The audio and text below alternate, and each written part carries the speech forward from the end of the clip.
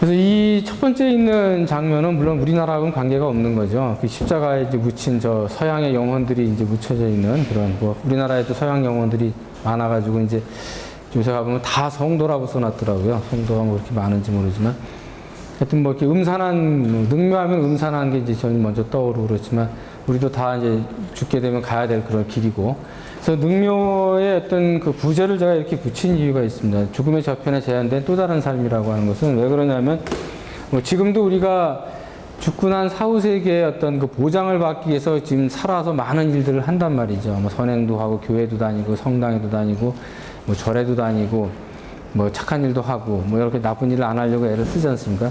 마찬가지로 옛날 사람들도 소위 말하는 이 선이 하나 있어서 그 이 삶의 세계와 어떤 그 죽음의 세계라는 것에 대한 이 굉장히 큰 두려움들을 이제 가지고 있는 거죠. 그래서 이 경계선에서 우리가 어떻게 해야 될 것이냐. 그래서 이 삶과 죽음이라는 것은 기본적으로 별개가 아니다라는 생각을 가지고 있었던 거죠. 그래서 이걸 같다고 생각했기 때문에 살아서의 모든 모습들이 죽어서도 다시 구현되기를 바라는 마음에서 무덤 속에 많은 부장품을 집어넣고 심지어 자기들의 신하들까지 죽여서 순장을 뭐 집어넣는다든지 아니면 산채로 묻어가지고 뭐 순장을 하는 이런 일들이 굉장히 오랜 기간 동안 행해졌습니다. 또 어떻게 보면 그 덕에 우리가 과거 사람들의 살아왔던 모습들을 또 좀 확인할 수 있는 그런 고고학적인 발견도 할 수가 있고요.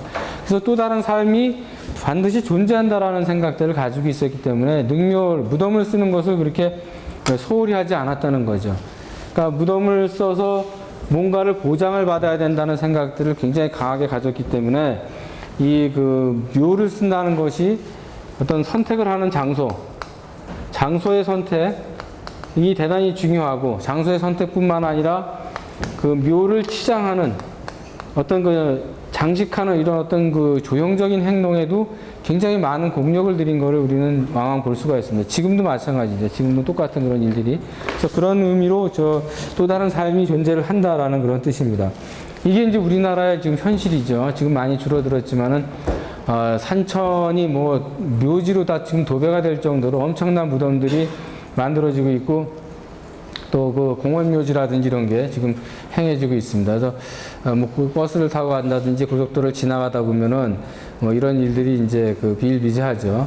뭐 중국이나 뭐 대만이나 대만도 물론 이런 무덤 쓰는 게 많이 있지만 또 화장도 많이 하고 중국 같은 화장을 또 원칙적으로 화장을 해야 되고 일본 사람들도 화장을 한 뒤에 납골당이라는 문화들이 이제 일본 같은 경우 발달이 돼 있는데 우리도 점차 지금 이제 납골 문화로 가거나 아니면은 뭐 수목장 해가지고 아예 이제 자기의 흔적을 남기지 않는 이런 일들을 이제 볼 수가 있습니다.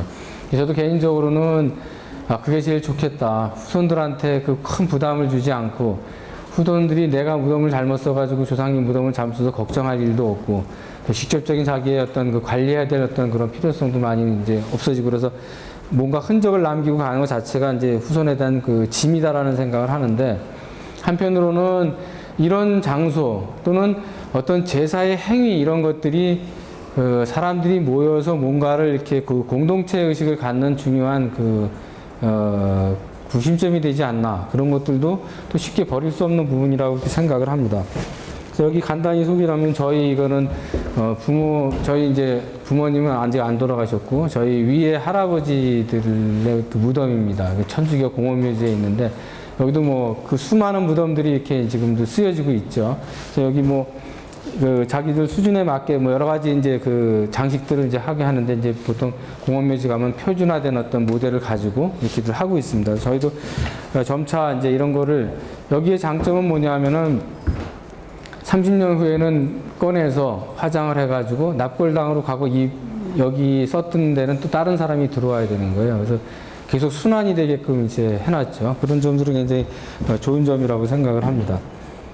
그래서 우리가 그 사람이 동물과 다른 것들이 여러 가지가 있는데 그 중에 하나가 이제 뭐냐라고 생각을 해봤을 때는 물론 불을 다루고 직립보행을 하고 생각을 하고 머리에 뇌가 크고 뭐 여러 가지가 있지만 손을 사용할 줄 알고 그런 게 있지만 그 하나의 그 차별화된 것 중에 하나가 바로 죽은 거를 그대로 두지 않는다는 거죠. 그래서 생명체의 죽음을 방치하지 않고 어떤 형태든지 처리해 주는 일들이 있습니다.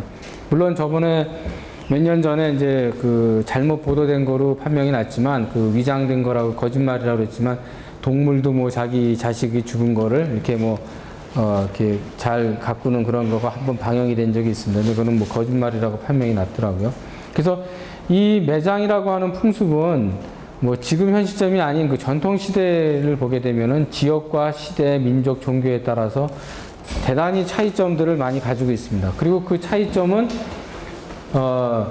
그렇게 또 융화가 쉽게 되지 않는 그런 부분들이 있어요. 그래서 저런 걸 가지고 문화의 전파 과정이라든지 이런 거를 살펴보는 중요한 그 표지로 상용을 하고 있습니다. 학문적으로 본다면.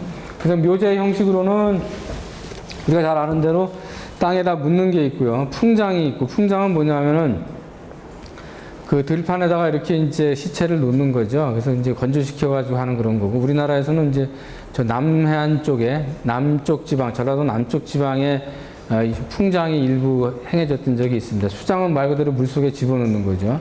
얼마 전에 누구죠? 저기 테러 많이 저질렀던 사람 수장했잖아요. 그런 거 같이 수장이고, 화장은 뭐 불에 태우는 그런 겁니다. 이거 말고도 이제 뭐 조장이라는 것도 있어요. 사실 얘기하면. 저거 이제 한 범주가, 조장과 풍장은 약간의 경통성을 갖고 있긴 한데, 조장이라고 하는 것은 뭐냐면은 시신을 갖다 이제 그 산 위에다 이렇게 올려놓고 독수리들이 이렇게 쪼아 먹게 하는 거죠. 그래서 티벳의 이제 그 라마 불교 같은 쪽, 그런 티벳 불교 쪽에서 주로 행해지는, 그래서 시신이 깨끗하게 청소가 돼야지 그 사람이 착한 일을 많이 했구나, 뭐 이런 판단을 하는 그런 기준을 갖는 것도 이제 지역에 따라 가지고 있는 걸 알 수가 있습니다. 그래서 그 묘제는 대단히 그 중요한 그런 부분 중에 하나임에도 불구하고 건축사 색에서 단 한 줄도 다뤄지고 있지 않아요. 그래서 우리가 무덤이라고 하는 것을 갖다 이제 지금 뭐 무덤이란 말은 한국 순수한 우리말이지만 능이라는 말도 있고 원이라는 말도 있고 묘라는 말도 있어요. 그래서 능묘건축 뭐 이런 말도 쓰고 그러는데, 능은 이런 사람들을 지칭하는 겁니다. 원은 그 밑단계, 묘라고 하는 거는 그 더 밑에 사람들을 지칭하는 그런 거죠. 사실은 용어에서도 어떤 그 격들이 따로따로 이제 있는 것을 이제 볼 수가 있습니다. 그 다음에 이제 우리가 그 신문이나 이런 보도를 보게 되면은 뭐 경주의 황남동 고분이다, 뭐 천마총이다, 막 이런 말을 붙이고 있어요. 이러면 뭐 동구릉이다, 뭐 이런 말을 붙이는데, 그것은 다 그 의미가 있어서 붙여지는 말들입니다. 고분이라는 건 통칭해서 옛날 사람들의 무덤을 다 지칭하는 말이고요. 분이라는 거는 죽은 자를 매상하라는 시설의 통칭으로 무덤에 성토를 한 거. 소위 말하는 무덤이 있으면은 두 가지로 돼 있죠. 땅을 파가지고 시신을 묻고 봉분을 이렇게 한단 말이죠. 그래서 이렇게 돼 있는 그 위에 흙을 덮은 거, 그것을 분이라고 이렇게 지칭을 하고요. 그 다음에 총이라고 하는 것은 무덤인데 주인공을 모르는 거예요. 천마총, 누군지 몰라요. 왜 천마총이냐? 거기선 천마도라고 하는 그림이 나와서 천마총이라고 붙인 거죠. 장군총, 누군지 모른다고. 근데 장군의 무덤처럼 크다. 그래서 장군총이라고 붙인 거죠. 그래서 이런 것들이 이제 총이라는 뭉칭이 붙게 되고, 능이라는 것은 왕의 무덤으로 피장자를 분명히 알 수 있는 것들입니다. 그래서 그런 것에 약간의 또 용어들의 차이점이 있다는 것도 한번 우리가 좀 봤으면 좋겠고, 그래서 지금 원래 계획에는 없지만 그 시간이 되면은 학기 말에 뭐 시험 끝나고 나면 별로 할 일도 없잖아요. 과제들 다 내고 나면.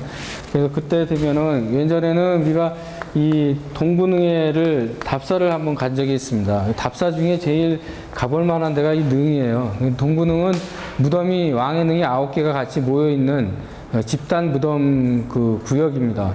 산천도 굉장히 경계도 좋고, 우리나라 그 왕릉의 모든 타입을 여기서 다 볼 수가 있어요. 그래서 뭐 여기서 지하철 타고 가면은 뭐 한 30분이면 갈 수 있는 거리 있고, 물론 저기서 내려서 좀 거기 가야 될 거리가 있긴 하지만, 나중에 또 뭐 기회가 되면 또 같이 갈 수도 있고, 또 개별적으로도 한 번은 가볼 만한 데가 이 능이라고 생각을 합니다.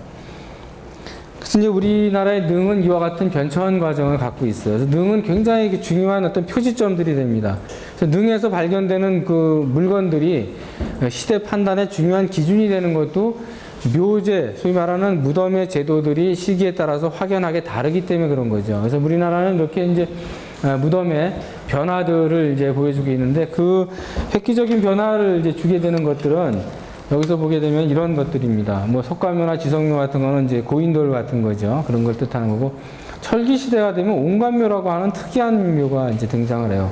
옹관이라는 건 말 그대로 항아리처럼 무덤을 쓴다는 겁니다. 이건 잠시 뒤에 사진을 보고 다시 설명을 하고요. 지성묘는 우리가 잘 알고 있는 고인돌입니다. 그 만화책에도 나오는 고인돌. 이렇게 이제 세우는 거죠. 땅에다 세워가지고 이제 쓴 그런 걸 고인돌이라고 보통 얘기를 하고, 지성묘라고 이제 한자로 얘기하고, 그 다음에 여기 보게 되면은 고구려의 무덤 같은 경우는 그 무덤 안에 그림이 그려져 있어요. 생활도라든지 사신도들이 그려져 있어서 그 당시의 모습들을 확인할 수 있는, 그래서 고분이 그 그림이 그려져 있는 벽화도의 어떤 그 성격을 가지고 있는 것이 고구려 무덤의 어떤 굉장히 큰 특징 중 하나입니다. 물론 이 무덤에 그림이 그려지는 거는 고려 시대까지도 오고 심지어 조선 시대까지도 이제 이어져 오긴 하는데, 대규모의 그림들이 그려진 거는 고구려 시대라고 할 수 있고 대표적인 그런 시기라고 할 수 있죠. 그 다음에 백제 같은 경우에는 전축분, 소위 말하는 벽돌을 이용해서 그 무덤을 쌓은 예는 이 백제밖에는 우리나라에는 없어요. 백제가 유일하게 그 벽돌을 가지고 그 무덤을 쌓았고, 그거로 봐서는 중국하고의 교류가 굉장히 많았다는 것을 간접적으로 증명하고 있습니다. 그 다음에 신라의 무덤 같은 경우는 이렇게 적석, 목각분이나 석각분 이런 것들을 해가지고 이제 아주 밀실한 그런 무덤을 만들죠. 그래서 신라의 고분들은 거의 그 도굴이 안 된 상태로 천여분으로 발굴된 예들이 굉장히 많습니다. 그래서 여기에 도굴이 될 수 없을 정도로 막 돌하고 자갈 뭐 이런 것들을 섞어가지고 엄청난 봉분을 만들고, 그 밑에다가 이제 이렇게 무덤을 이렇게 미호를 썼기 때문에 도굴된 예가 별로 없지만, 이 백제라든지 고구려의 무덤들은 거의 다 도굴이 돼서 남아있는 게 하나도 없을 정도죠. 그런 어떤 상황들을 볼 수가 있습니다. 그럼 실제 사진을 한번 보면서 우리가 그 얘기를 해보도록 하겠습니다. 그래서 여기 보면은 고인돌은 보통 북방식과 남방식으로 이제 구별을 합니다. 그래서 북방식은 이렇게 공간이 있는 거고, 남방식은 땅에 밀착되어 있는 거를 우리가 보통 남방식이라고 이렇게 얘기를 하는데, 이 개념은 점차 그렇게 그 엄격한 구별을 짓지 않는 경향이 이제 최근에는 되고 있어요. 그래서 남방식인데도 남쪽에 있음에도 불구하고 북방식의 이와 같은 형태가 나타나는 경우도 간혹 있습니다. 실제적으로 우리가 과거에는 고고학계에서 이제 북방식 고인돌과 남방식 고인돌의 어떤 구분을 짓는 거를 경기도 일대로 해서 서울하고 강화도까지를 경계로 해서 남쪽 지방은 남방식, 그 이북은 북방식이라고 보통 이제 지칭을 하고, 우리나라 대표적인 북방식 고인돌이 강화도에 있죠. 강화도에 굉장히 큰 지성 부근리에 고인돌이 있는데, 하여튼 뭐 북방식은 이와 같은 형태고, 남방식은 거의 땅에 이렇게 밀착이 돼서 개석이 지석에 거의 붙어 있는 이와 같은, 그래서 안에 공간이 거의 없는 것을 우리가 보통 남방식이라고 이렇게 지칭을 하고 있습니다. 이제 이런 형태들을 가지고 있죠. 그래서 우리나라에는 한반도에는 지금 이 고인돌이 한 10,000여 개 이상이 지금 남아 있습니다. 전 세계에서 가장 많은 고인돌을 갖고 있는 나라고, 고인돌 때문에 이제 고인돌 자체가 또 세계문화유산으로 지정이 되어 있을 정도로. 근데 유독 우리나라에만 이렇게 많이 있어요. 그리고 중국 같은 경우도 보면은 황해 그 소위 말하는 서해안 그 서해 그 해안가의 일부, 요동반도라든지 산동반도 이런 지역에는 그 고인돌이 있지만, 다른 내륙으로 들어가서는 또 고인돌이 발견되고 있지 않고, 그래서 아마도 한반도가 그 청동기 시대에는 굉장히 사람들이 많이 거주했던 그런 지역이라고 또 추정을 할 수도 있고요. 왜 한반도에 고인돌이 많은 거에 대해서는 아직 정확한 그 근거를 지금 대고 있지는 못합니다. 그래서 보면은 탁자식은 북방식이라고 해서 이렇게 이렇게 이제 개석과 그 지석이 그 공간을 가지고 있는 것을 얘기하고 있고, 남방식은 거의 밀착되어 있는 이런 것들이고, 특히 전라도에 이제 많이 분포를 하고 있죠. 그 다음에 개석식은 뭐 이와 같은 것으로도 돌만 이렇게 올려져 있는 그런 것들인데, 한반도 전역에 분포를 하고 있습니다. 그래서 과거에는 그 지금 제일 많은 지역이 전라도 고창 지방인데, 고창 지방에서는 뭐 동네 집집마다 뭐 장독대 같은 거로 갖다 쓰기도 하고 그랬었죠. 과거에는 잘 모르기 때문에 이게 뭔지 몰라가지고. 강화도 같은 데서는 최근에도 그 새로운 고인돌이 발견될 정도로, 아직도 그 고인돌의 숫자를 확인할 수 없을 정도로 지금 많은 것들이 한반도에는 좀 있습니다. 그리고 이 우리나라 그 묘제 장례 문화에서 아주 대표적인 그런 예라고 할 수가 있고, 이게 고창에 있는 고인돌 군의 모습입니다. 이게 하나하나가 다 고인돌이죠. 굉장히 큰 돌을 옮겨온 거로 봐서는 그 당시에 어떤 동원할 수 있는 인력을 장악하고 있는 그 수령들의 어떤 권한이라든지 이런 거를 우리가 파악해 볼 수 있을 정도로 당시에 그 사회상을 엿보는 중요한 지표라고 얘기를 할 수가 있습니다. 온감묘는 바로 이렇게 생겼어요.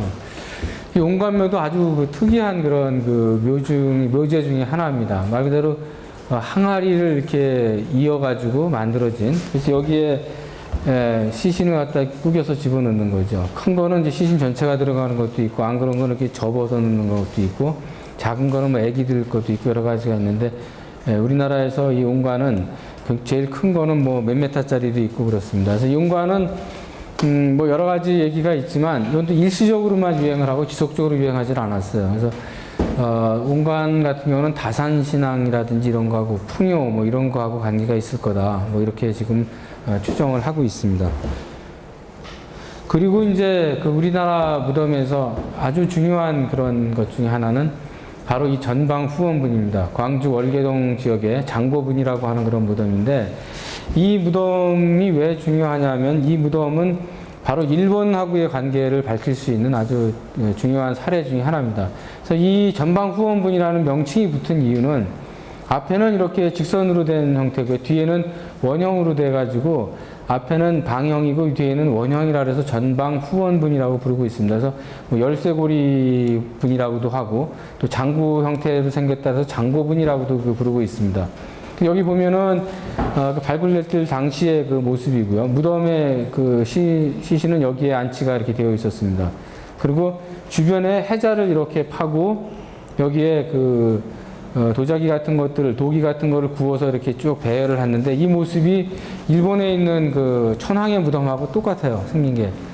그래서 그 일본하고의 어떤 일본 고대 문화하고 우리나라의 관계성을, 그래서 과거에는 우리나라에 이런 무덤이 발견이 되지 않았었습니다. 없었다고 생각을 했는데, 이런 것들이 발견이 되면서 또 일본보다 훨씬 더 앞선 시기의 무덤들이 발견이 됨으로 해서 일본 천황이나 이런 사람들이 한반도에서 건너간 사람들이다라고 하는 것을 주장할 수 있는 굉장히 중요한 근거가 됐다고 할 수가 있습니다. 이 그 월계동 고분은 작은 게 아니라 이 길이가 한 40m가 넘을 정도로 거대한 그런 그 무덤이라고 얘기를 할 수가 있죠. 그래서 이 그 전방 후원분의 일본의 사례를 보면은 이렇게 되어 있습니다. 인덕천왕의 여기 있는 것이 왼쪽 위에 있는 것이 인덕천왕의 무덤입니다. 피라미드보다도 더 크죠, 규모가. 그래서 전 세계에서 가장 큰 그 무덤이라고 얘기를 할 수가 있는데, 원래 여기에 이렇게 나무가 심어져 있던 것은 아니에요. 좀 전에 봤던 것처럼 우리나라의 전방 후원분처럼 원래는 나무가 없이 이렇게 그 만들어져 있고 주변에 이런 것들이 이렇게 쭉 놓여져 가지고 이제 제사를 지내는 그런 어떤 대형 고분이라고 할 수가 있습니다. 근데 그것이 지금 현재는 오랜 시간이 지나면서 이와 같은 형태로 바뀌었죠. 이건 하늘에서 찍어서만 이렇게 보이지 땅에서는 보이지도 않아요. 여기 제가 작년에 답사 가서 찍은 사진입니다만, 이 그 수인천왕은 나라에 있는 그 수인천왕의 무덤인데 이렇게 될 정도로 어마어마하게 큰 그런 무덤이죠. 그래서 이 무덤의 이 가장자리에는 이와 같은 한의화들이 쭉 세워져 가지고 이제 그 제례를 행했던 그런 곳입니다. 그래서 이 무덤의 규모를 보면은 그 당시에 저 무덤의 주인이 지배하고 있었던 그 역량이 어느 정도 됐는지를 우리가 그 가히 판단해 볼 수 있을 정도로 대형의 어떤 구분들을 만들어 놓은 걸 볼 수 있습니다. 그래서 무덤이라는 것은 과거에 지배자의, 이 말하는 그 무덤의 규모라고 하는 것은 바로 지배자의 어떤 권력의 이 규모를 갖다가 판단해 보는 아주 중요한 그 지표죠. 예를 들면 우리가 잘 아는 진시황 같은 사람들, 진시황의 무덤 같은 거는 아예 그 산을 하나 만들었단 말이죠. 산을 하나 만들고 무덤을 만들 정도로 어마어마한 그 자기 즉위하면서부터 무덤을 만들기 시작해서 죽을 때까지 무덤을 공사를 시작했으니까 바로 이 권력의 어떤 그 양상들을 파악할 수 있는 아주 중요한 지표다라고 이렇게 얘기를 할 수가 있습니다. 그래서 이 두 개의 그 무덤은 한일 문화의 교류사를 알려주는 대단히 중요한 그 물증이다 이렇게 얘기를 할 수가 있습니다. 반면에 이제 뒤로 가면은 백제 무덤 같은 경우는 중국과 한국의 어떤 문화의 교류를 알려주는 또 중요한 그 지표다라고 얘기를 할 수가 있고요. 바로 이겁니다. 그래서 백제 무덤은 이렇게 벽돌을 구워서 만든 그 무덤들이 그 이루어졌어요. 그래서 우리나라에서는 다른 지역에서는 볼 수 없는 묘제의 형태를 가지고 있습니다. 중국의 남조의 문화들이 그대로 들어와서 수입이 됐다 이렇게 얘기를 할 수가 있고요. 여기 이런 그 돌을 쌓는 방식이라든지 이런 거는 중국의 무덤하고 똑같습니다. 똑같이 돼 있고, 이런 그 불을 켰던 장소라든지 옛날에 이제 아마 집의 구조가 이렇게 생겼겠죠. 창문 틀 같은 경우도 똑같은 그런 모습을 가지고 있고, 근데 또 하나 특이한 점 중에 하나는 여기에 쓴 그 무덤에 썼던 나무가 이제 그 관내 나무들이 발견이 됐는데 그 나무들은 또 한반도에서 생산되지 않는 일본에서 수입된 나무라는 것이 또 판명이 됐습니다. 그래서 그걸 봐서 백제가 그 당시에 일본이나 중국하고 굉장히 활발한 어떤 무역을 거래했던 교류가 있었던 국가라는 사실들을 밝혀주는 중요한 그런 사례 중에 하나죠. 그래서 이 백제의 그 문영왕릉에 대해서는 기존의 많은 책들과 에피소드들이 그 담겨져 있습니다. 이것은 그 배수로 공사를 하다가 우연하게 발견이 됐어요.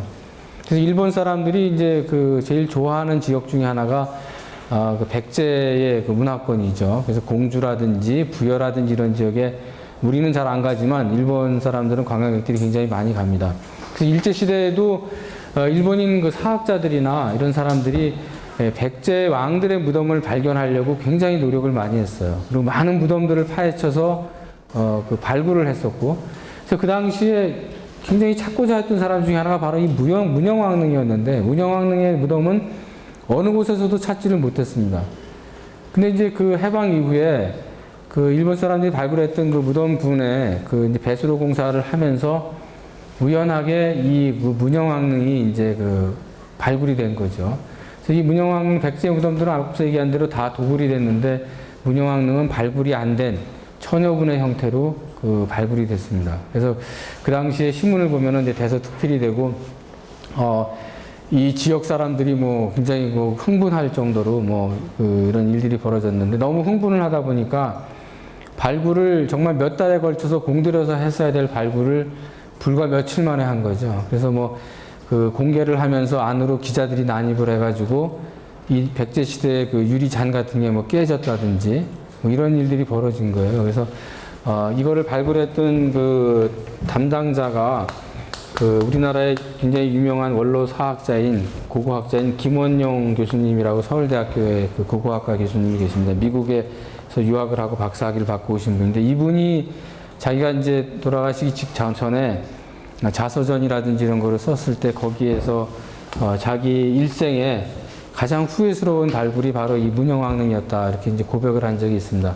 그래서 지금 현재 문영왕릉에 대한 정보는 굉장히 많은 것을 얻을 수 있었음에도 불구하고 그 정보를 많이 잃어버렸죠. 그리고 지금 현재까지 유지가 되고 있습니다. 그래서 여기에는 지금 알아낸 것들이 대략 그런 것들입니다. 이런 나무 목재 같은 게 이제 일본에서 왔다든지 여기에 있는 이런 그 무덤을 지키는 그런 그 서수라든지 이런 구조라든지 이런 것들이 그 중국이나 일본하고 상당히 밀접한 관계를 가지고 있다. 또 그 백제 문화의 어떤 그 진수들이 어느 정도 수준에 있었는지를 밝혀주는 그러한 대단히 중요한 유물들이 그 출토가 돼서 백제 문화를 다시 한번 조명해보는 그리고 이 지역에 이제 박물관을 또 새롭게 만들게 되는 어떤 계기들이 되는 그런 중요한 그 발굴이었다라고 얘기를 할 수가 있습니다. 그 다음에 이제 고구려의 무덤들은 대개 이제 이와 같이 석실분의 형태를 가지고 있습니다. 석실분의 형태를 가지고 있기 때문에 외부에 노출이 잘 돼 있죠. 쉽게 이제 도굴이 되는 그런 상황들이었습니다.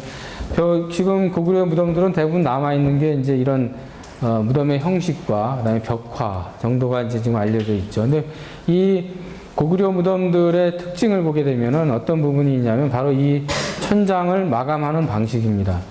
천장을 마감하는 방식을 보면은 이거를 돌 한 판으로 덮기에는 너무나 크기 때문에 이것을 이렇게 각을 죽여가면서 그 천장을 마감해서 이렇게 이제 그 구조체를 만드는 방법이 있어요. 그래서 이것을 예를 들면 사각형이 이렇게 이제 그 석실의 내부가 있으면은 이거를 이제 돌 하나로 만들 수가 없으니까 어떻게 하겠습니까? 이렇게 돌을 갖다 이제 옆에다 이렇게 쌓겠죠. 이렇게 해가지고 마감을 하겠죠. 이런 식으로 돌을 쌓아가면서 이제 마감을 했습니다. 이렇게. 마지막에 이제 돌을 하나 덮는 거죠. 그래서 이렇게 사각형의 각을 갖다가 이렇게 모서리를 갖다가 없애가면서 다시 사각형을 만들고 또 사각형의 모서리를 없애가는 방법으로 만든다. 무덤의 석실을 만든다 해서 이것을 우리가 뭐라 그러냐면 말각 조정이다. 이렇게 조정식이다. 이렇게 부르고 있습니다. 말각이라는 것은 말 그대로 각을 갖다가 죽인다는 거죠. 말각. 각을 죽여서 형태를 만들어가면서 점차 위로 쌓아져 올라가는 이런 방식을 취하고 있는데, 이 고구려 구분의 가장 큰 특징 중에 구조적인 특징이 바로 이건 겁니다. 근데 이 방법은 고구려에서만 쓴 것이 아니라 그 기원을 찾아서 올라가 보게 되면은 시베리아를 거쳐서 유럽 지역으로 해서 그리스, 로마 이쪽 지역까지 그 기원이 이어져요. 그래서 심지어 이베리아 반도 이쪽에까지 이어져서 범세계적으로 통용이 됐던 그런 구축 방법 중에 하나입니다. 그리고 여기 끝에 조정이라고 이렇게 쓴 이유는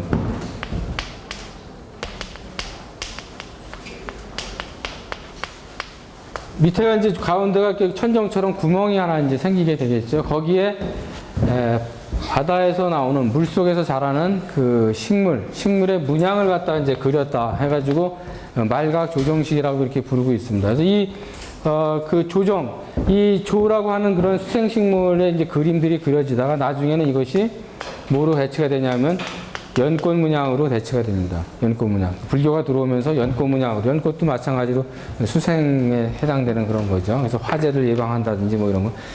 저기 불교 사찰에 가보면 대웅전 천장이라는데 연꽃 문양 그린 것도 불교의 그런 의미도 있지만 또 한편으로는 이 물과 관계된 그런 그 수생식물을 심어서 화재 같은 것이 이제 예방되는 그런 기원들을 하고 있는데, 그와 같은 것들을 여기서 우리가 찾아볼 수가 있죠. 그래서 이 고구려 고분에서 제일 중요한 부분은 바로 이 말각 조정이다라고 얘기를 할 수 있고, 다른 지역과 달리 그 석실분을 이렇게 만들어서 공간 구성을 하고 있다는 것입니다. 그래서 이제 여기에 보면은 이와 같은 이제 그 생활상들의 그림들이 이제 그려지게 되죠. 그래서 안악 사무분 같은 것이 대표적인 그런 예인데, 뭐 거의 1000년 이상이 지났음에도 불구하고 색깔이 거의 변화가 없이 이렇게 남아 있습니다. 그래서 이런 부분을 보면은 우리가 지난번에 그 경복궁의 경회로에 올라가서 이제 뭡니까 기둥이 이렇게 있으면은 뭐 창방이 이렇게 이제 연결이 되고, 기둥과 기둥 창방을 연결하면 여기에 이렇게 이제 나무 모양으로 조각을 해가지고 이렇게 해놓은 것들을 한번 본 적이 있을 거예요. 그래서 이걸 제가 그때 당시에 낙양이라고 하는 이런 말을 썼죠. 근데 낙양이라는 말은 잘못된 명칭이고, 원래는 이게 낙영이라는 그런 뜻으로 아마 써야 될 거예요. 그래서 영락, 어떤 그 구슬 같은 거를 장식한 그런 그 모양이다. 그런 뜻의 의미라고 생각이 드는데, 바로 이런 것들에서 그 기원을 찾을 수가 있는 거죠. 이렇게 이제 커튼을 들이온 이런 모습들이 후대에 와서 이 낙양이라고 하는 형식으로 바뀌어서 나무의 목재 부재로 이제 변천된 것들을 우리가 볼 수가 있습니다. 그래서 이런 그림들을 통해서 대략 그 고구려의 어떤 생활상들을 우리가 이해를 해볼 수가 있죠. 그래서 이 고구려 고분의 대표적인 것이 바로 우리가 잘 아는 장군총이라고 얘기를 할 수가 있습니다. 그래서 이 고구려 사람들의 무덤이라든지 또는 성곽 같은 거를 보게 되면은 이 석재를 다루는 기술, 이 돌을 다루는 기술이 역대 우리나라의 역사상 가장 뛰어났던 그 시기가 바로 이 고구려 시대다라고 우리가 평가를 해볼 수가 있습니다. 왜냐하면 축성술이라든지 아니면 이 무덤을 만든 그런 방법들을 보게 되면 굉장히 그 발달한 그런 기법들을 이제 쓰고 있는 것을 볼 수가 있죠. 이건 내부의 모습이고, 이건 옛날에는 이렇게 이제 사람들이 올라 사진도 찍고, 지금도 여기 올라갈 수가 있죠. 그래서 이 위에 꼭대기에서는 건물을 지었던 그 초석들이 발견이 됐습니다. 그래서 아마도 위에 이와 같은 그 제전이 있었을 거다라고 이제 추정 복원을 해 본 것입니다. 그리고 여러분들이 이제 잘 아는 바와 마찬가지로 밑에는 이렇게 그 괸돌들이 이렇게 형성이 되어 있어요. 괸돌이 없는 부분은, 이 괸돌이 별거 아닌 것 같지만은 괸돌이 이 피라미드 형태의 이런 것들이 무너지는 것을 막아주는 굉장히 중요한 지지대 역할을 해주고 있는 것을 알 수가 있습니다. 그래서 괸돌이 무너진 곳은 이 석축들이 쌓아진 것들이 붕괴된 것들을 우리가 볼 수가 있고요. 그래서 뭐 그런 부분들이 그 장군총의 이제 특징인데, 실제 그 상황을 한번 보게 되면은 이렇게 되어 있습니다. 그래서 여기 굉장히 거대한 돌들이 이렇게 기대져 가지고 뭐 이루어지고 있는데, 이와 같은 방식들은 후대에 어디로 계승이 되냐면은 이 발해라고 하는 나라로 계승이 됩니다. 그래서 발해의 그 상경용천부 유적들을 우리가 살펴보면은 건축물의 그 밑에 기단 부분에 이 괸돌들이 이렇게 쓰인 예들을 볼 수가 있어요. 다른 지역에서는 이제 발견이 되지 않는데, 유독 발해의 상경용천부에서 나오는 건축물들의 터에서 이와 같은, 물론 작은 형태이지만은 뱀돌들이 나오고 있는 것을 볼 수가 있고, 그래서 왜 좀 전에 이 고구려 사람들의 어떤 석조 기술이, 축조 기술이 대단하냐라고 얘기를 했냐면은 바로 이런 것들입니다.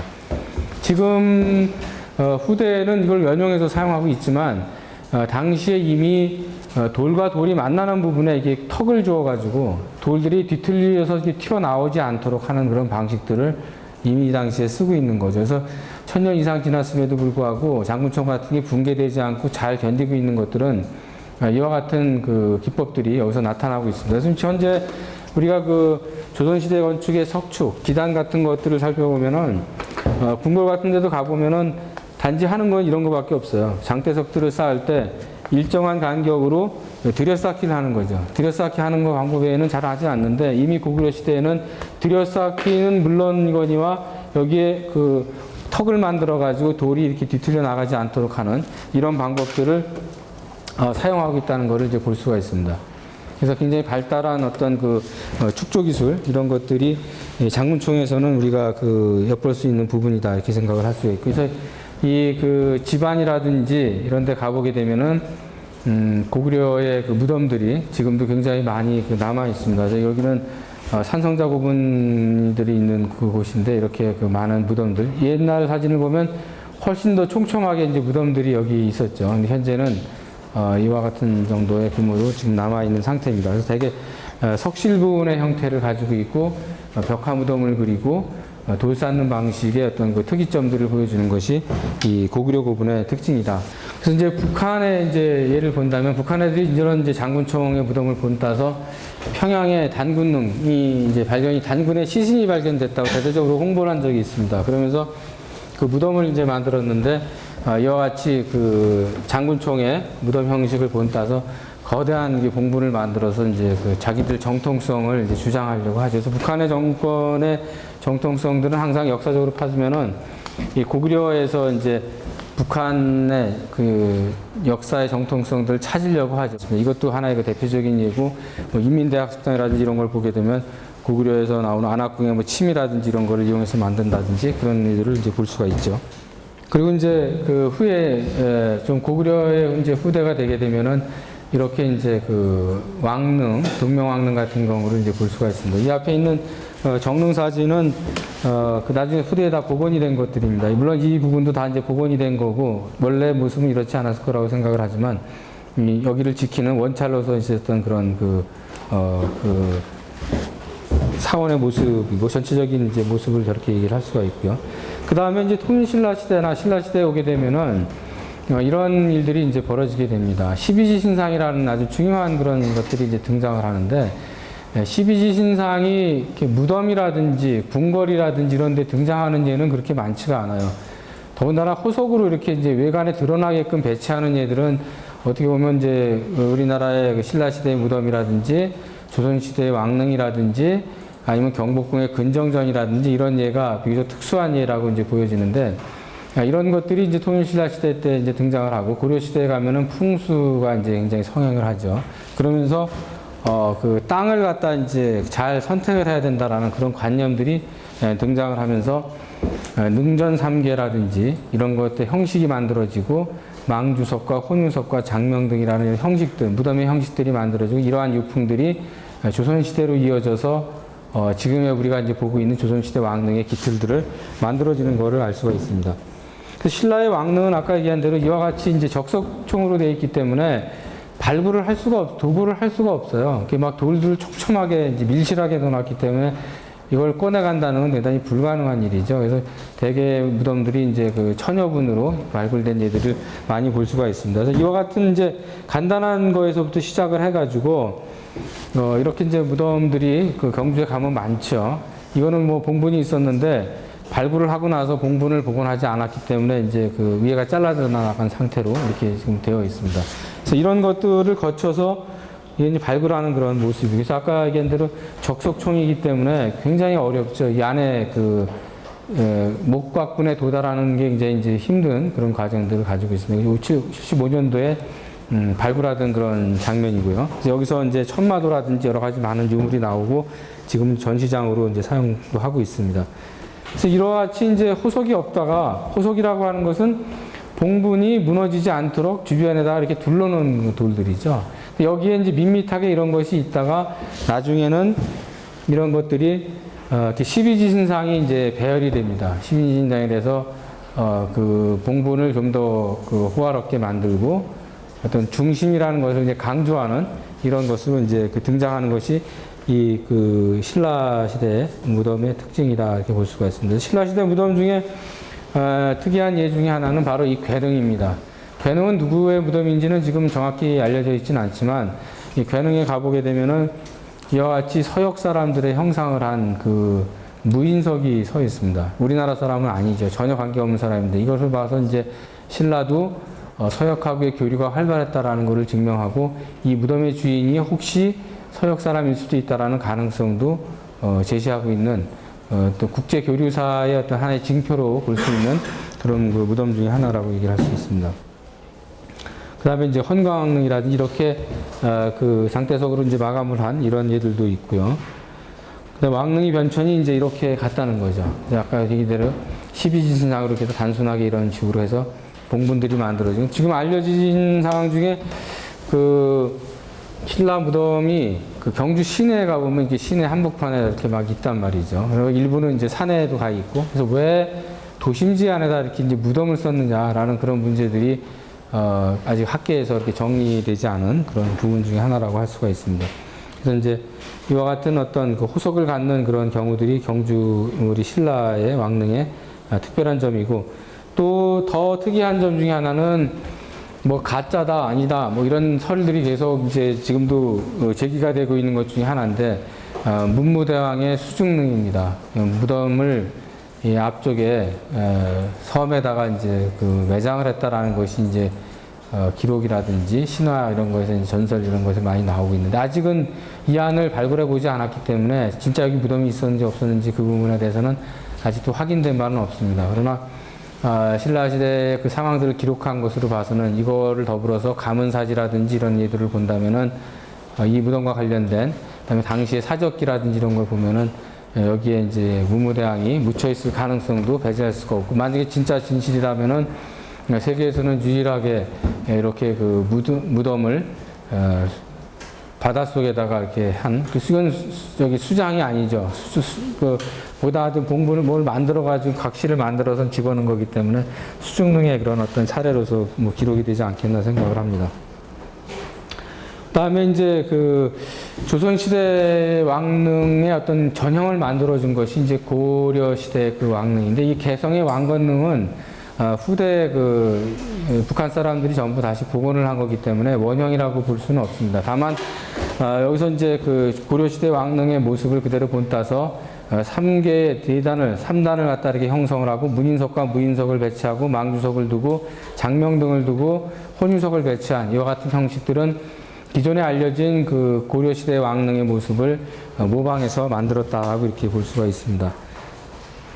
이제 그 고려시대의 또 하나의 이제 그 능 중에 하나 인천에 가보면 이효겸이라는 사람의 무덤이 있는데 이거는 지금 그 원래 이 봉분 앞에는 이런 것들이 전혀 없었어요. 없었던 나중에 이건 만들어진 거고 이 사람을 나타내는 이런 그 비석도 이 밑에 이렇게 쭉 내려와 있습니다. 그래서 이것은 왜 그러냐 하면은 그 왕릉 같은 경우에는 앞에 능전 3개를 만들어서 여러 가지 성물도 배치라고 그랬었지만 또 민간에서는 한편으로 그 땅을 갖다가 심하게 누르면은 지기가 손상된다 그래가지고 무덤 앞에다가는 아무 시설도 하지 않고 이렇게 무덤에서 떨어진 밑에 부분에다가 그 성물들을 배치하는 것도 고려시대에 일정하게 그 유행을 했던 하나의 그 장례 풍습 중에 하나다고 얘기할 수 있고 그 실제 사례를 볼 수 있는 게 인천의 그 이효겸의 무덤이라고 얘기를 할 수가 있습니다.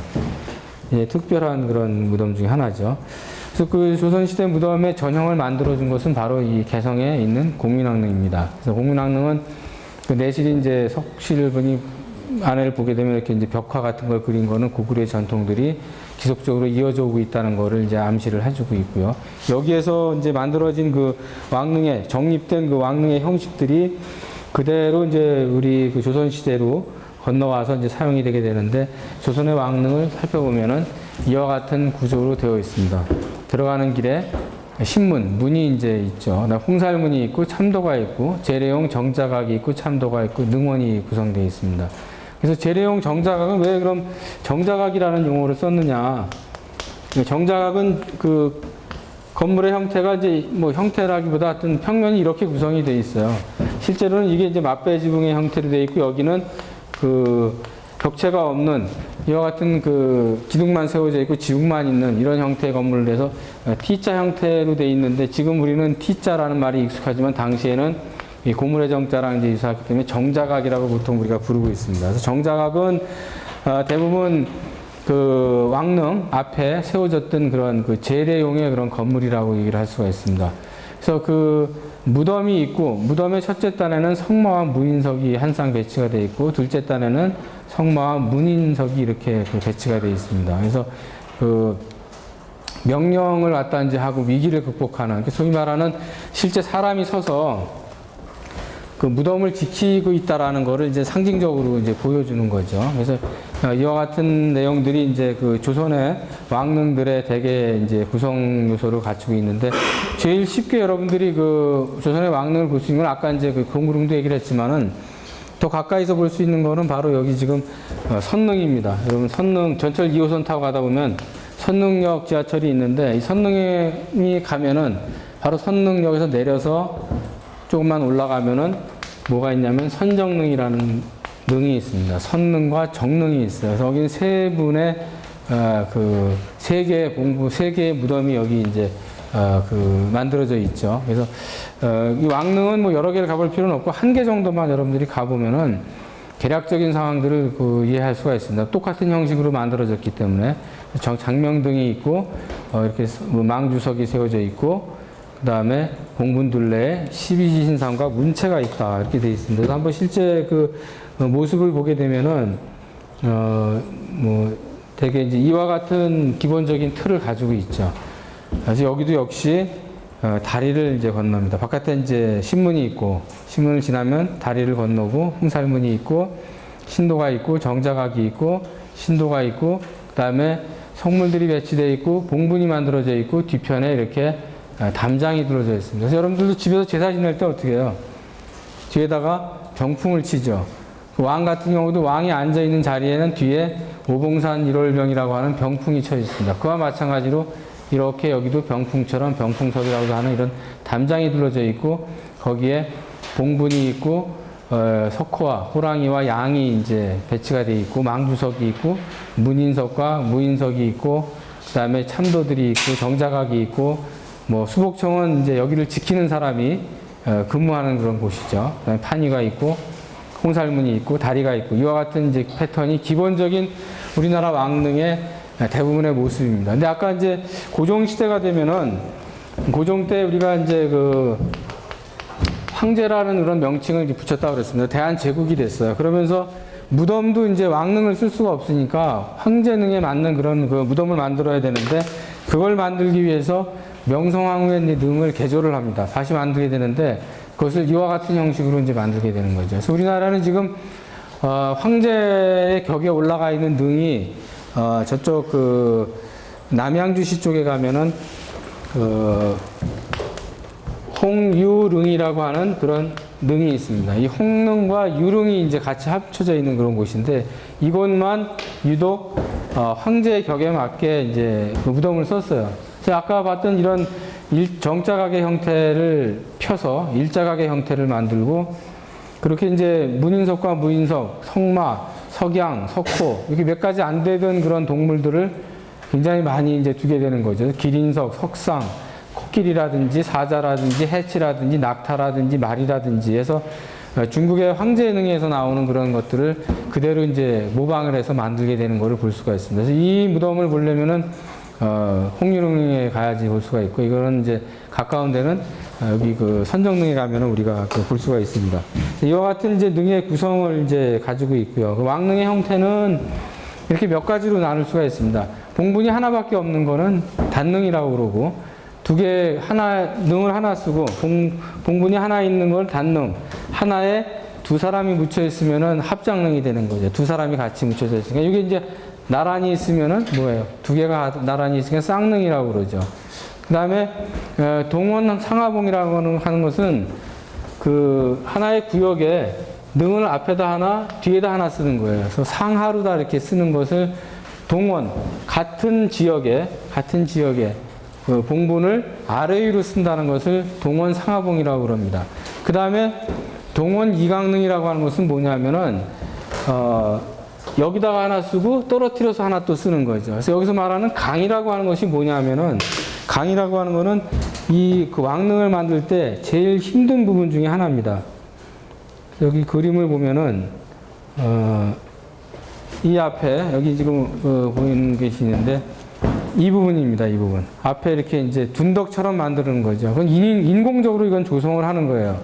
그래서 이 강이라고 하는 것이 이 왕릉을 만들 때 가장 공력이 많이 들고 시간이 많이 소모되는 그런 일들이거든요.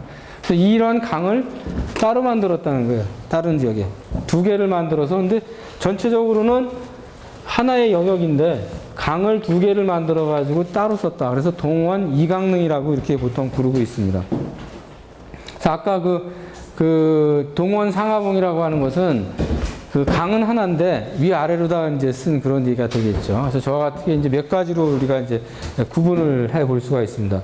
그래서 왕릉은 이제 아무렇게나 만드는 게 아니라 물론 여기 절차가 있죠. 그래서 저기 보시다시피 이제 빈전도감이라는 거를 만들어 가지고 이제 그걸 담당을 하게 하는 거죠. 그 왕이 돌아가면 하루아침에 뭐 묻는 게 아니니까 한참 시간이 걸리기 때문에 그런 절차들을 갖다 이제 전부 그 진행을 하는 과정들을 이제 겪게 됩니다. 그 다음에 산릉도감이라는 걸 만들어가지고 왕릉의 조상을 이제 하게 되고 국장도감을 만들어서 전체적인 일들을 총괄하는. 그래서 도감이라고 하는 것은 뭐냐면 어떤 상황이 일어났을 때, 발생을 했을 때 임시적으로 만드는 관청이죠. 임시적인 관청이다라고 이렇게 이해를 하면 될 것 같습니다. 그래서 조선시대에는 어떤 행사들이 이제 거행이 되거나 사건이 나거나 그래서 국가적인 차원에서 어떤 일을 수습해야 되면은 반드시 이런 그 도감들을 만들어 가지고 행사들을 이제 처리를 하게 되죠. 그래서 각각의 도감에서 또 이제 이런 것들을 절차들을 다 모아서 만드는 게 아까 얘기한 의궤라고 하는 그런 책자입니다. 그래서 우리가 그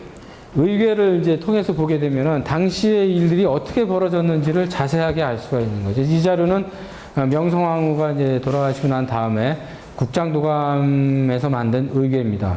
그래서 행차를 어떻게 하고 거기에 그 기물들을 어떻게 만들고 하는 것을 낱낱이 다 이제 사실대로 기록을 한 것입니다. 그래서 이 그림도 보면 굉장히 특이하게 그렸죠. 가운데는 약간 투시도법적으로 그리고 이쪽 사람은 이쪽으로 비껴 그리고 이쪽 사람은 이렇게 그리고 여기도 사람들을 정반대로 해서 가운데를 중심으로 해서 이렇게 그림을 그리고 뒤에서 또 본 모습을 그리고 앞에서 본 모습을 그리고 이렇게 다양한 방법으로 표시를 했습니다. 그래서 중심을 어디다 두고 그림을 그렸느냐 뭐 이런 것들도 이제 이 그림들을 보면 대단히 특이한 예를 이제 발견할 수가 있습니다. 처형처럼 단순히 하나의 소실점을 가지고 투시도법으로 그리는 것이 아니라 다원적인 시점을 가지고 하나의 공간에 여러 개의 장면을 이제 연출하는 이런 것들이 당시의 어떤 그림들의 특징이다 이렇게 얘기를 볼 수가 있죠. 여기 보면은 이제 여러 가지 망주석들이 있고 망주석은 일종의 촛대라고 할 수가 있죠. 촛불을 켜듯이 촛대 같은 역할을 하는 거기에 새우가 이렇게 한 마리씩 있으면 하나는 올라가는 모양이고 하나는 밑으로 내려가는 모양을 해서 방향성을 또 이제 주고 있습니다. 양이 있고 호랑이가 있고 주변에 이렇게 이제 그 문양들을 새겨놨습니다. 그래서 이런 것을 호석을 잘 만들어 놓은 것도 있고 또 그 격이 낮은 그 왕비의 능, 그 후궁이나 이런 사람들 같은 경우는 이렇게 이제 그 호석이 없이 만들어진 난간석만 이렇게 둘러져 있는 이런 예들도 볼 수가 있습니다. 그래서 여기 이렇게 튀어나와 있는 이 돌들은 이 봉분하고 해서 이 돌들이 바깥으로 흐트러지지 않도록 붙잡아주는 아주 중요한 그런 구조적인 역할을 해주는 그 돌들이라고 할 수가 있습니다. 이런 돌들이 이제 사방에서 잡아주지 않으면은 이 돌들이 어떻게 되겠어요? 바깥으로 벌어져가지고 다 이제 무너지겠죠. 그래서 그런 거를 이제 합리적으로 잡아주는 그런 역할을 하고 있습니다. 그래서 이제 그 국장도감 의궤에 보면은 그런 거 하나하나를 이제 만드는 비석은 어떻게 만들고 재료를 뭘 쓰고 크기는 얼마를 하고 그다음에 이제 그 혼유석은 어떻게 만들고 호석들은 어떻게 하고 난간석은 어떻게 둘러라는 거를 그림과 설명이 같이 친절하게 이렇게 되어 있는 거를 이제 볼 수가 있죠.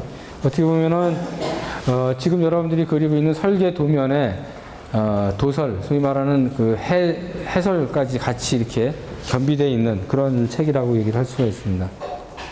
그래서 정자각을 어떻게 만들어라 하는 것도 이제 나오고, 유막을 어떻게 쳐라 그런 것도 이제 전부 상세하게. 그래서 이런 걸 통해서 우리가 이제 건축에 대한 대략적인 내용들을 파악을 해볼 수가 있습니다. 그래서 여기 아직 명칭이 정자각이라는 이런 이름으로 이제 등장을 하죠. T자 형태의 그런 전각. 이것이 이제 일자 형태로 바뀌는 것은 뒤에 나오는 이게 정릉입니다. 정릉의 이제 아주 전형적인 조선시대 왕릉의 모습을 하고 있습니다. 원래 이 뒤쪽에 이제 다 산들로 되어 있었는데 지금은 뭐 다 길이 나고 여기 호텔이 들어서고 해서 뭐 영역이 이제 얼마 안 남았죠. 지금 현재는 선릉역에서 내려서 한 10분, 5분 정도만 걸어가면은 볼 수가 있습니다.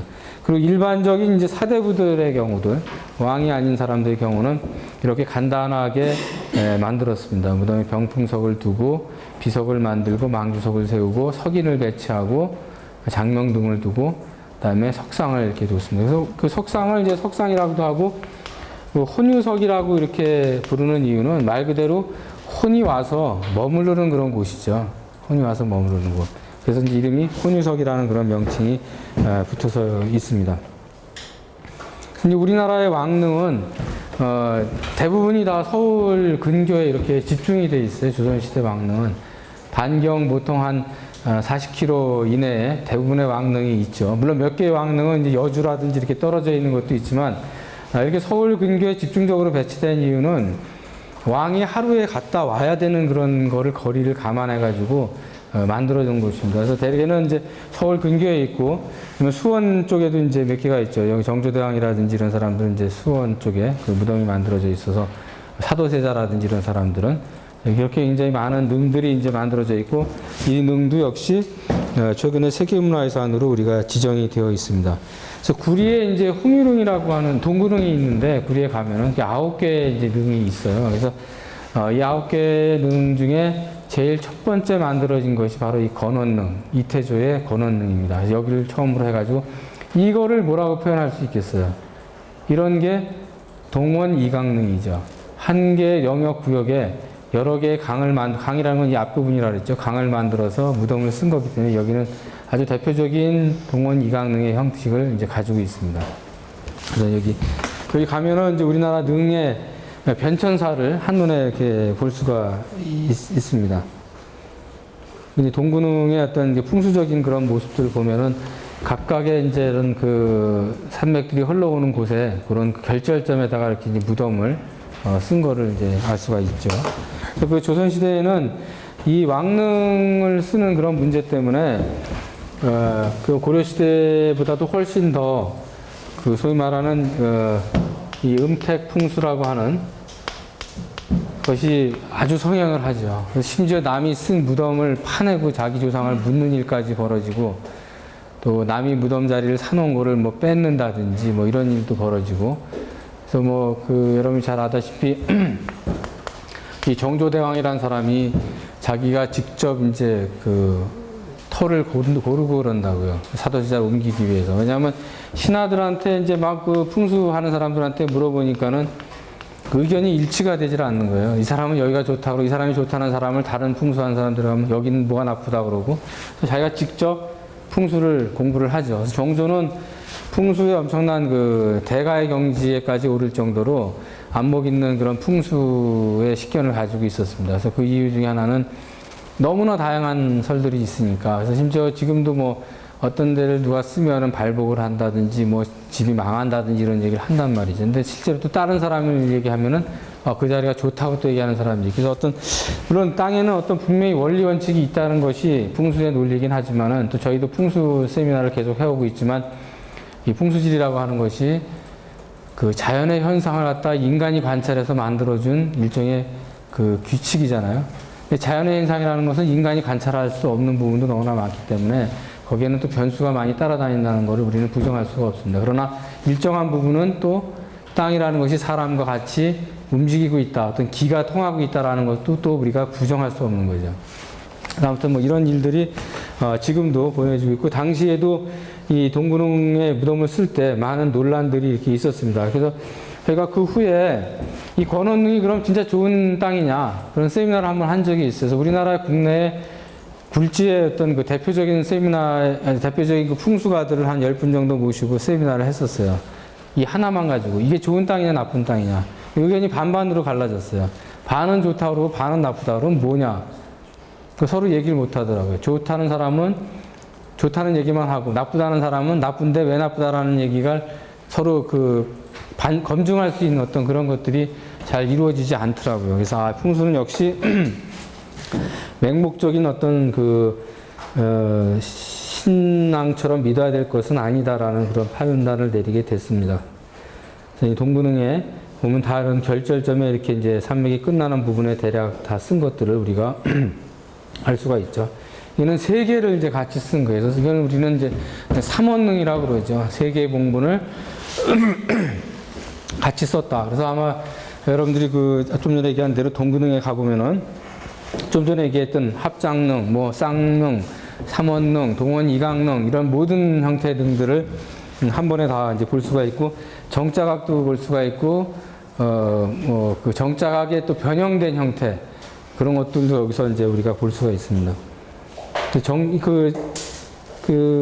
이제 그런 왕릉에서 벗어나서 이제 만들어진 것이 뭐냐면 바로 이 홍일응입니다. 홍일응인데 좀 전에 얘기한 바대로 홍살문이나 이런 것들은 모두 같은 격식을 따라서 이루어지고 있지만은 이렇게 여러 개의 성물이 배치되고 일자각의 형태로 이제 바뀌는 것은 황제능. 그래서 이 홍일응을 만들 때는 중국 남경에 있는 이게 중국에 가면은 그 남경이라는 그 도시가 있습니다. 명나라 때 초창기에 이제 수도였던 곳이죠. 남경에 가면 효릉이라고 하는 그런 능이 있어요. 효릉이라는 능은 누구의 능이냐면은 주원장의 무덤입니다. 소위 말하는 명나라의 태조의 능이죠. 주원장 무덤인데 이거를 가서 이제 보고 오게 해요. 고종이 사람을 이제 파견해가지고 이 효릉의 모습을 한번 보고 와라, 고찰을 해라. 그래서 그걸 보고 와서 만든 게 이 홍일응입니다. 홍일응. 그래서 어디를 어떻게 보고 와서 뭘 했는지는 자세한 기록은 나와 있지 않고 사람이 파견했다든지 이런 기록들도 이제 있고 그다음에 이 성물을 만든 거라든지 이런 것에 대한 것도 숫자의 증가라든지 이런 거로 전반적인 거로 봐서는 물론 크기는 뭐 비할 건 안 되지만은 홍일응의 모습은 효릉을 갖다가 벤치마킹해서 만든 거다 이렇게 간단하게 얘기를 할 수가 있습니다. 이게 당시에 이제 공사하던 그런 모습이죠. 서울대학교에 수장되어 있는 유리건판에 있는 사진들입니다. 그래서 당시에는 이렇게 이제 초막을 만들어서 임시 가설물들을 해서 이제 무덤을 만들고 그런 과정들을 볼 수가 있죠. 그다음에 앞에 보면은 여기 차이를 이렇게 친 모습 그런 것도 그림하고는 굉장히 다른 그런 느낌이 좀 다르죠. 실제로는 저와 같은 형태로 차이를 쳤더라고요.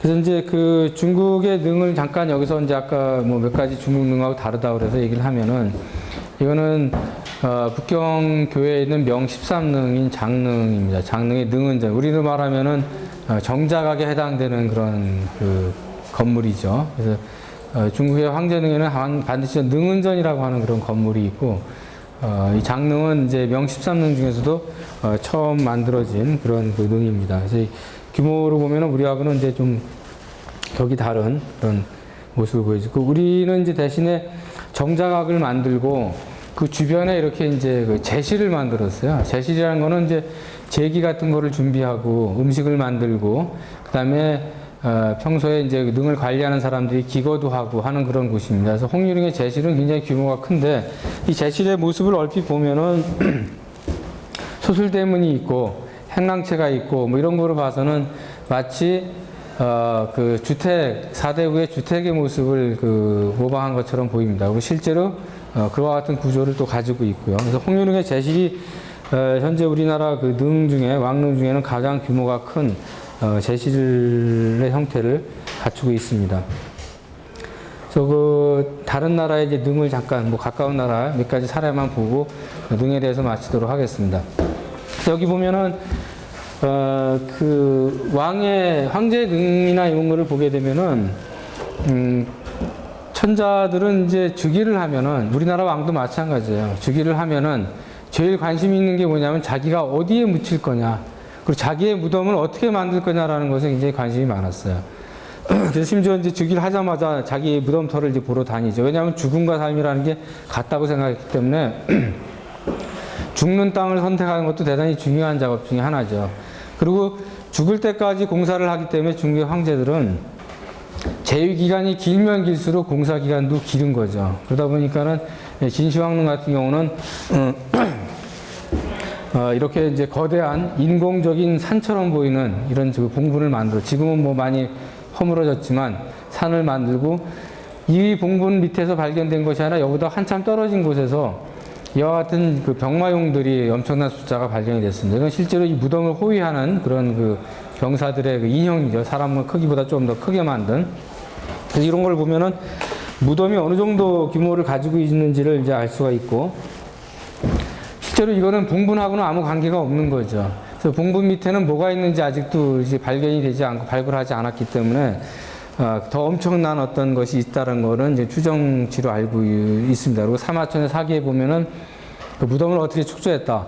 지상에 그 자기의 영토를 그대로 축소해서 집어넣고 하천이 흐르는 거를 표현하기 위해서 뭐 수은을 갖다 이렇게 흐르게 했다든지 비밀 뭐 병기들을 배치했다든지 이런 기록들이 나오는데, 그래서 이 지역의 그 과학적인 조사를 해보면은 이 부근에서 수은의 밀도가 굉장히 높게 그 치수가 나타나고 있어요. 그래서 실질적으로 그런 거 역사 사실이 근거가 있다라는 거를 이제 뒷받침하고 있었는데, 아직 봉분을 발굴하지 않는 이유는 현대적인 기술로 그 발굴된 유적들, 유물들을 보존 처리할 수 있는 자신들이 아직 서있게 되어 있지 않기 때문에 발굴을 유보하고 있는 상태입니다. 다만 이 앞에 있는 것은 우연히 농부가 이제 밭을 갈다가 발견해가지고 노출이 된 것뿐이죠.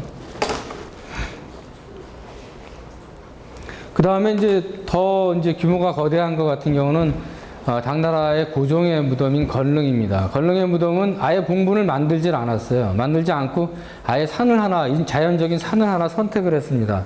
그래서 이 선택해서 이 선택한 이 산이 자기 무덤의 봉분이 되고 이 밑에다가 자기의 그 묘실을 만들었죠. 그리고 들어가는 참도가 한 2km 정도 될 정도로 거대한 규모의 그 무덤을 축조를 한 걸 볼 수가 있습니다. 이런 어떤 뭐 지금 보면은 이제 무모할 정도의 거대한 규모의 이제 그 무덤을 만드는 이런 사례들을 이제 볼 수가 있죠. 그리고 이제 가까운 예로 본다면은 황제들이 어느 정도 자기 무덤에 관심이 있었냐를 이제 보여주는 단적인 것 중에 하나인데, 이건 청나라 때의 그 황제의 그 무덤입니다. 무덤을 만들 때 그 무덤을 만드는 장인들이 황제에게 보여주기 위해서 만든 모형이에요. 이건 청나라 때 그 만들어진 모형입니다. 여러분들도 아마 지금 모형을 만들 텐데, 모형을 만들면 이 정도로 자세하게 만들진 않을 거예요. 그 무덤의 내부 구조를 이제 볼 수 있게 해놨고, 이 하나하나가 다 조립식으로 되어 있습니다. 그 조립을 하면은 이와 같은 모습으로 이제 완성이 되는 거죠. 그래서 장신이 어디에 묻힌다라는 걸 알려주고, 그 형태의 구성이 어떻고, 크기는 어느 정도고, 이런 것들을 황제한테 직접 다 이제 그 시연해 보여주어서 사실감 있게 보여주기 위해서 이미 이와 같은 모형들이 이제 만들어졌어요. 그래서 이 모형은 재료가 종이입니다.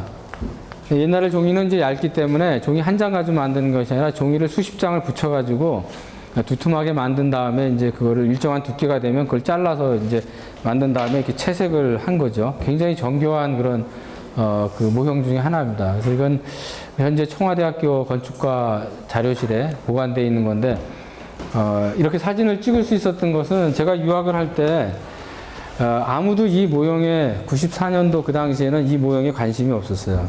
그냥 도서관의 한 구석에 이렇게 처박혀져 있는 그런 상태였습니다. 그래서 보니까 좀 심상치 않아가지고 이제 거기 사서한테 물어보고 이게 뭐냐, 하여튼 이게 뭐 모형이다. 당연히 모형이죠.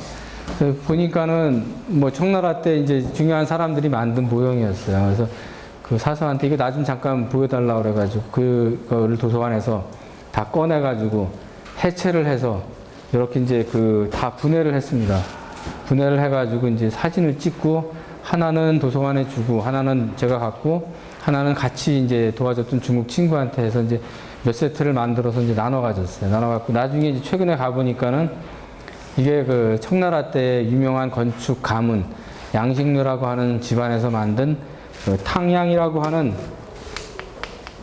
그 명칭이 이제 탕양이라고 이렇게 부르고 있는데, 이런 그 그 모형이었어요. 지금은 이제 뭐 저렇게 꺼내서 본다는 건 불가능한 거죠. 그래서 사진에서만 볼 수 있는데 하여튼 이 탕약이라고 이름이 붙여진 거는 탕이라는 거는 이 다리미질을 한다는 그런 뜻입니다. 양이는 양식이라는 뜻이에요. 그래서 그 종이를 다리미질해서 눌러서 만든 종이를 가지고 만든 모형이다. 그래서 탕약이라고 이렇게 부르고 있는데 우리나라는 이런 게 있었을 것 같은데 하나도 남아있는 게 없어요, 지금. 조선왕조실록이나 이런 데 보면은 뭔가 모형을 만들어서 보여줬다는 기록도 있고 도면을 그려서 보여줬다는 기록도 있고 그런데 현재 지금 가장 오래된 모형이 뭔지는 아직 알 수가 없죠. 지금까지 알 수 있는 거는 뭐 70년대에 만들어진 모형도 아마 남아있는 게 그렇게 많지 않다고 생각이 들고 아마도 우리도 뭔가 모형이나 이런 제작을 해서 건축적인 그 작업이 이루어지고 그거를 왕이나 이런 특별한 사람들한테 보여줬을 것 같은데 현재로서는 이제 발견된 거는 없습니다. 그래서 하여튼 이런 것들이 이제 좀 특별하게 만들어진 사례라고 얘기를 할 수가 있습니다. 그래서 청나라 때 이제 능의 형태는 되게 이제 이와 같은 규모도 이제 당나라 때나 이런 데에 비하면 훨씬 더 작아지고 훨씬 더 작아진 대신에 아주 제도화된 거죠. 우리의 왕릉처럼 이렇게 규격화돼 가지고 가는 거를 볼 수가 있습니다. 여기는 이제 봉분이 이쪽에 가 있죠. 그래서 마치 성곽처럼 이렇게 이제 만든 다음에 여러 가지 이제 시설들을 하고 제전을 만들고 그다음에 봉분을 뒤에다 이렇게 두어서 여기 이제 비정입니다. 비각을 앞에 세우고 여기 뒤에 봉분이 있죠. 그래서 좀 전에 봤던 그 모형의 모습 그대로입니다. 이와 같은 형태로 이제 그대로. 지금 이 뒤에 보면은 잡초가 뭐 나무가 자라고 있는데 원래 당시 만들어서 당시는 이와 같이 회를 갖다 쭉 발라가지고 단단하게 물이 스며들지 않게 이렇게 고정을 시킨 그런 구조로 되어 있는 걸 알 수 있습니다. 이제 그런 거를 보고 만든 것 중에 하나의 예가 이제 대만의 타이베이에 가면은 장개석 총통의 기념당이 이렇게 만들어져 있습니다. 그래서 이거는 그 80년대, 70년대 말인가 그때쯤에 그 황제 능을 모방해서 만든 일종의 기념당이죠. 무덤은 여기 없어요. 여기는 동상 하나만 이렇게 세워져 있고. 그래서 최근에 갔더니 이게 중정이라는 게 그 장개석의 호입니다. 장중정이라는 게 그 장개석의 호인데 그 중정기념관이라고 그러지 않고 지금은 뭐 자유민주의 전당인가 뭐 이렇게 또 바꿨더라고요. 그래서 대만도 이제 뭐 민주화 운동이 많아지면서 장개석 시대의 어떤 독재 문화들을 많이 씻어내려고 하는 그런 일들이 이제 일어나고 있더라고요. 그래서 이런 모습들이 그 하나의 이제 사례죠. 아까 단군능 같은 거를 이제 북한 사람들이 장군총을 모방해서 만들듯이 이런 일들이 이제 그 가까운 예로 우리가 살펴볼 수 있는 거라고 할 수가 있습니다. 그래서 이 원림이라는 용어는 처음에 제가 수업 안내를 할 때도 얘기를 했지만 원림은 바로 이제 정원입니다. 말 그대로 이제 랜드스케이프 아키텍처를 영어로 뜻하는 그런 말이죠. 그래서 원림이라는 거는 원래부터 우리가 옛날에도 우리 썼던 이런 용어인데 현재는 잘 안 쓰죠. 우린 정원 또는 지금 현재는 많이 쓰는 게 조경이라는 말을 이제 아마 많이 쓸 거예요. 조경이라는 말은 이제 이거하고는 좀 다른 차원의 얘기인데 경관을 만든다 뭐 이런 뜻이죠. 원림이라는 이 단어는 대단히 중요한 단어예요. 어떤 울타리를 만들어 가지고 뭐 한다는 그런 뜻이거든요. 영역을 만들어서 여기 그 부제로 인간과 자연의 합의를 위한 이상향이라고 이렇게 붙여놨습니다. 그래서 원림 건축은 사람들이 생각하고 있는 어떤 그 꿈의 세계, 소위 말하는 자기가 희망하고자 하는 그런 그 상상의 세계를 현실적으로 좀 어떻게 만들어보는 그런 부분이 굉장히 강하죠. 그래서 어떻게 보면은 선택하는 땅, 그다음에 구축하는 자연의 모습, 어떤 바라보이는 시각, 조형물의 모습, 뭐 이런 것들이 그 많은 다른 부분과 연관이 갖게 되는데 그 부분이 바로 뭐냐면은 이 시라고 하는 부분, 시와 그림이라는 거, 그 다음에 소위 말하는 글씨, 뭐 서예라고 얘기를 할 수가 있는 거죠. 그래서 시서화, 뭐 이런 것들이 다 하나로 이렇게 뭉쳐져 있다 해도 과언이 아니죠. 그래서 이런 개념이 소위 입체적인 3차원 공간에 그 표출된 것이 뭐냐? 그게 바로 이제 원림이라고 우리가 얘기를 할 수가 있는 거죠. 그래서 시의 어떤 그런 정서들, 그림이 가지고 있는 그런 형상들, 그다음에 글씨가 가지고 있는 여러 가지의 기운 같은 거, 이런 것들이 이제 어우러진 그런 모습을 우리가 원림 건축이다라고 이렇게 얘기를 할 수가 있습니다. 그래서 원림이라는 게 정의를 내리면은 뭐 이와 같이 이제 쓰여지고 있어요. 그래서 원림은 당에서부터 문에 이르기까지 공간, 마당이에요, 사실. 마당을 원림이라고 처음에 그랬던 거죠.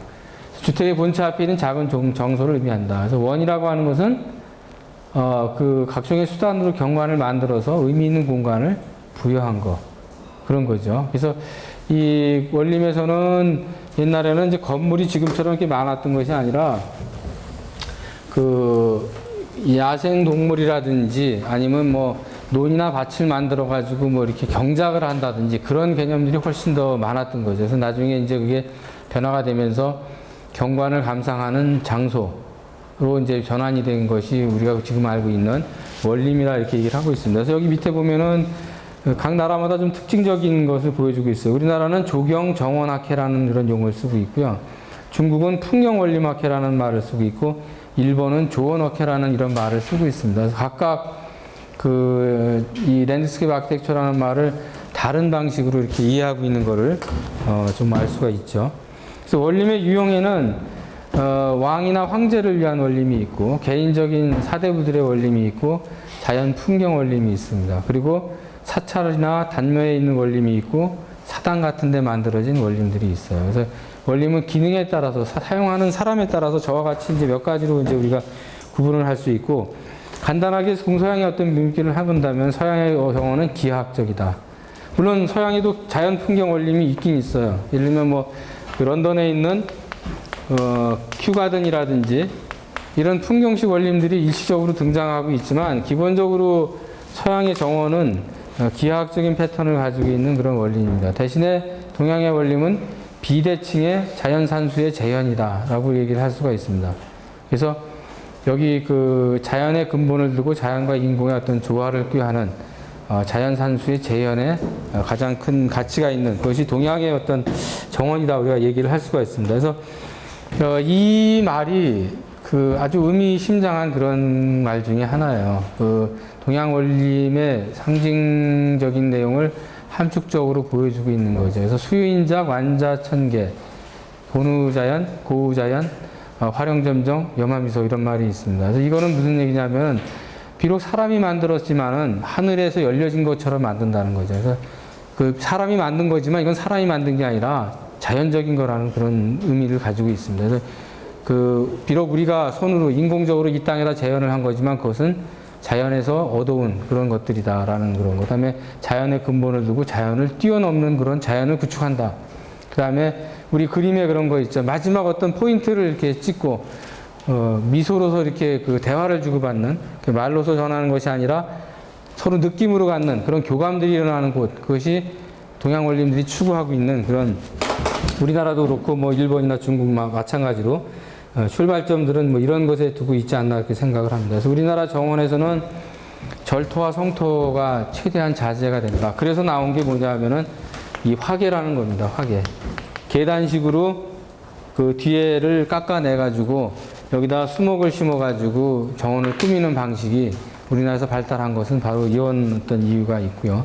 자연과의 합의는 뭐 다 삼국이 다 같은 거고, 그 다음에 안에서 밖을 보는 정자의 기능. 그래서 우리가 보통 그 정원에 가서 보게 되면은 대개 이제 외부에서 그 정자를 배경으로 사진을 찍기도 하지만, 정작 그 정자의 기능들은 그 안에 있는 거죠. 안에서 밖을 보는 그 풍경, 뭐 그런 것들이 이제 필요하다. 그 다음에 꽃이라고 하는 어떤 화목이라고 하는 것은 자체의 어떤 미를 선호한다. 그래서 다듬질 않죠. 우리는 이렇게 전제를 하지 않는다고. 이렇게 뭐 서양처럼 이렇게 뭐 전지를 해가지고 나무를 꺾고 뭐 이러는 것들을 하지 않는다고. 그래서 그대로의 어떤 미.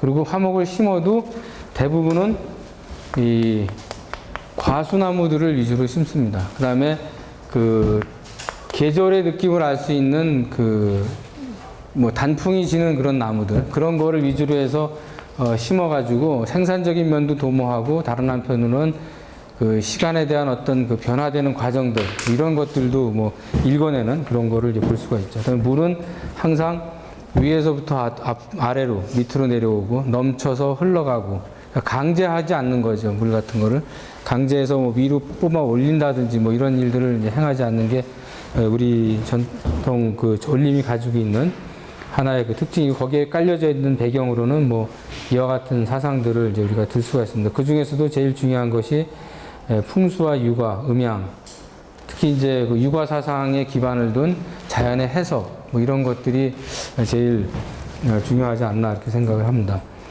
그래서 그 당나라 때 그 시인 중에, 우리나라 시인은 아니지만 유석이라고 하는 그런 사람이 이런 글을 하나 써놓은 게 있어요. 시를 하나. 누실명이라고 하는 거는 아주 그 말 그대로 누추한 그런 집이죠. 누추한 집. 산부제고, 유선칙명, 수유재심, 유령칙명, 사시무실, 유오덕형이라는 이런 말을 써놓은 게 있습니다. 그래서 말 그대로 산이 높지 않아도 거기에 이름이 있어가지고 신선이 살기 때문에 이름이 있는 거죠. 그래서 저번에 제가 그랬잖아요. 우리나라 사람은 자기가 어떤 거처를 정하면은 이 주변에다가 자기 마음대로 이름을 붙여요. 이거는 도산이다. 이거는 무슨 천이다. 이거는 뭐다. 이렇게 다, 여기 돌이 하나 있으면 얘는 뭐다. 나무가 하나 있으면 고목이 있으면 이건 뭐다. 다 이름을 붙이는 거죠. 그러므로 해서 이것들이 다 생명력이 있는 어떤 존재로서, 유기체로서 다 환원되는 그런 것들을 굉장히 강조하고 있는 것을 알 수가 있습니다. 그래서 이 유석의 이 누실명은 아주 그런 거를 잘 보여주고 있어요. 신선이 있어서 이름이 있는 거죠. 그 다음에 물은 깊지 않아도 용이 있어서 영혼이 있는 거예요. 신령이 여기 살고 있는 거죠. 단순히 흘러가는 물리적인 그런 어떤 화학적인 그런 것들이 아니라 뭔가 다 어떤 의미를 다 띠고 있다는 거죠. 그래서 이 집이라고 하는 거는, 내가 사는 집은 아무것도 아니야. 누추한 집에 불과하지만 거기에는 뭐예요? 책의 향기들이 이제 뻗어나가는 거죠. 그래서 그런 덕향, 덕스러운, 덕이나 뭐 이런 것들이 이제 넘치기 때문에 집은 비록 누추하고 아무것도 아니지만 내가 있는 그 주변의 환경과 그 내가 있는 그 공간의 어떤 그런 모습들은 그렇지 않다라는 거를 이 그 시가 보여주고 있습니다. 또 이 내용이 결국은 당시에 우리들이 추구했던, 우리 조상들이 추구했던 그 정원의 원림의 어떤 그 목표, 뭐 이런 거가 아닌가 이렇게 생각을 합니다. 지금은 비싼 나무 하나 심는 거, 비싼 집을 짓는 거, 비싼 그림을 거는 거, 비싼 도자기를 갖다 두는 거, 뭐 비싼 바닥에 어떤 재료를 까는 거, 이런 것의 차원의 문제들이 아닌 거죠. 물론 그런 거를 까는 것도 필요하지만 거기에 덧붙여서 뭔가 어떤 정신세계의 의미들이 같이 부여돼야 된다는 거를 강조하고 있습니다. 여기는 좀 넘어가도록 하고요. 그래서 그 원림 건축이라고 하는 것은 바로 좀 전에 시, 산수와 시, 서, 뭐 이런 것들의 개념이 통합된 시정화이라고 하는 그런 말을 여기에 써놨습니다. 시정, 화, 이런 말이 있어요. 시정화이라는 말. 아주 이 정원에서 중요한 그런 의미 중에 하나죠. 보통 우리가 그 문학적인 어떤 소양들, 정원을 가보면은 이 사람이 어느 정도 학문의 지식을 가지고 있고 어느 정도 예술적인 안목이 있는지를 그 정원에 가보면 대략 이제 판단을 할 수가 있는 거죠.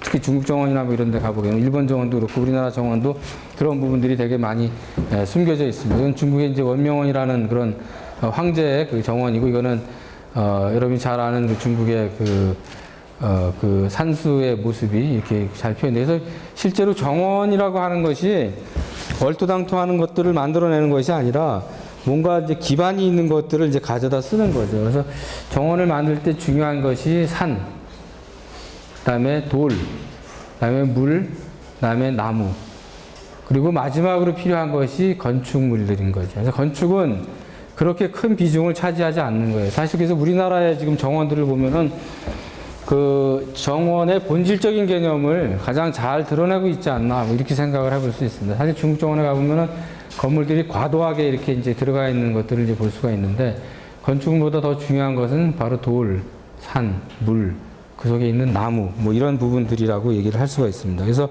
이런 얘기가 있어요. 산은 물을 혈맥으로 삼고, 물은 땅을 얻어서 흐르고, 땅은 물로서 부드러워진다.